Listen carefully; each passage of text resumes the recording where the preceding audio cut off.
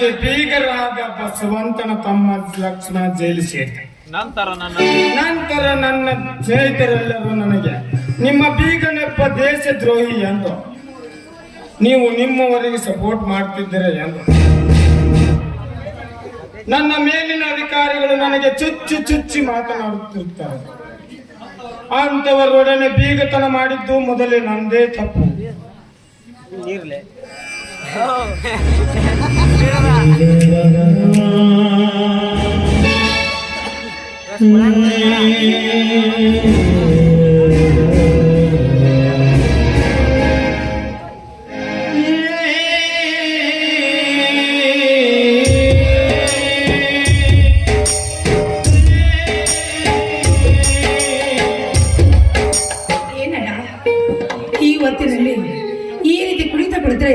ನಿನ್ನ ಆರೋಗ್ಯದ ಗತಿ ಏನು ಸ್ವಲ್ಪ ಆದ್ರೂ ವಿಚಾರ ಮಾಡಿದ್ಯಾ?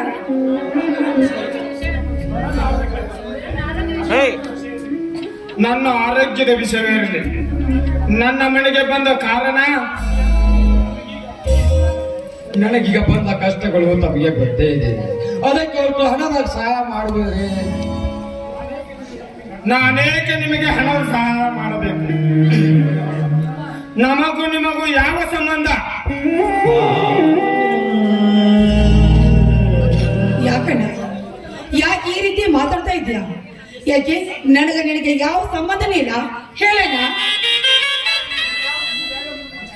ನೀವ್ಯಾರನ್ನುವುದು ನನಗೆ ಚೆನ್ನಾಗಿ ಗೊತ್ತು.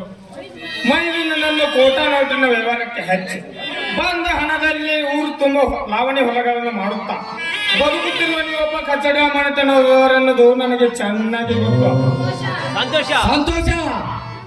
ಇನ್ನೊಂದು ಸಾರಿ ನಮ್ಮ ಮನೆತನ ಮೇಲೆ ಕೆಟ್ಟ ದೃಷ್ಟಿಯನ್ನು ನುಡಿದರೆ ನಾನು ಮೃಗಾಗಬೇಕಾಗ್ತದೆ. ಅಚ್ಚರ ಬೀದಿ ದಾಸಿಯಂತೆ ನನ್ನ ಮನೆಗೆ ಹಣ ಕೇಳಲು ಬಂದು ನನ್ನ ಮೇಲೆ ಎಗರಾಡಿ ಯಾವ ಮೂರ್ಖ?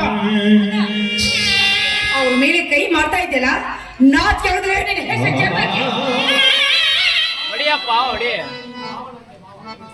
ಮಾವನಂತೆ ಮಾವ. ಯಾರು ನನ್ನ ಮಾವ? ಇವನು ನನ್ನ ಮಾವನು ಅಲ್ಲ, ನೀ ನನ್ನ ತಂಗಿಯೂ ಅಲ್ಲ.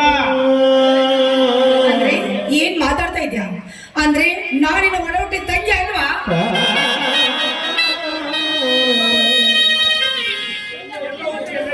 ಎಲ್ಲೋ ಹುಟ್ಟಿ ಎಲ್ಲೋ ಬೆಳೆದು ನೀನೇಗಾಗುವೆ ನನ್ನ ತಂಗಿ.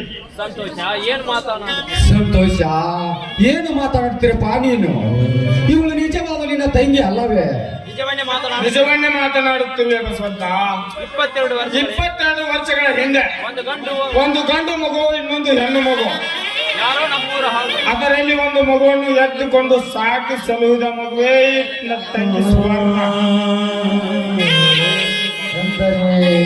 22 ವರ್ಷಗಳ ಹಿಂದೆ, ಅಂದರೆ 22 ವರ್ಷಗಳ ಹಿಂದೆ. ಅಂದರೆ ಈ ಸುವರ್ಣ ನೀನು ಒಡ ಹುಟ್ಟಿದ, ಅಂದರೆ ಸುವರ್ಣ ನಿನ್ನ ತಂಗಿ ಅಲ್ಲವೇ? ನಾನು ಇವಳ ಒಡ ಹುಟ್ಟಿದ ಅಣ್ಣನೂ ಅಲ್ಲ, ಇವಳು ನನ್ನ ತಂಗಿಯೂ ಅಲ್ಲ. ಅಂದರೆ 22 ವರ್ಷಗಳ ಹಿಂದೆ ನಾನು ಎತ್ತಿಕೊಂಡು ಬಂದ 2 ಕೂಸು ಯಾವ ಗುಡಿಯಲ್ಲಿ ಇಟ್ಟು ಇನ್ನೊಂದು ಕೂಸು ತೆಗೆದುಕೊಂಡು ಬರಲಾದಾಗ ಆ ಕೂಸು ಅಲ್ಲೇ ಇರಲಿಲ್ಲ. ಈ ವಿಷಯವನ್ನು ಸುವರ್ಣಗೆ ಹೇಳುವುದು ಬೇಡ. ಹಾಗಾದ್ರೆ ನಾನು ಯಾರ ಮಗಳು? ನನಗೆ ಹೆತ್ತ ತಂದೆ ತಾಯಿ ಯಾರಂತ ಹೇಳೋಣ. ನೀವ್ಯಾರು, ನಿಮ್ಮ ಹೆತ್ತ ತಂದೆ ತಾಯಿಗಳು ಯಾರನ್ನೋದು ಮುಂದಿನ ಪುಟದಲ್ಲಿ ನಿಮಗಷ್ಟೇ ಅಲ್ಲ, ಇಲ್ಲಿ ಕುಳಿತು ನಿಂತು ನೋಡುತ್ತಿರುವ ವೀಕ್ಷಕರಿಗೆಲ್ಲ ಗೊತ್ತಾಗುತ್ತದೆ ನೀವು ಯಾರೆಂದು.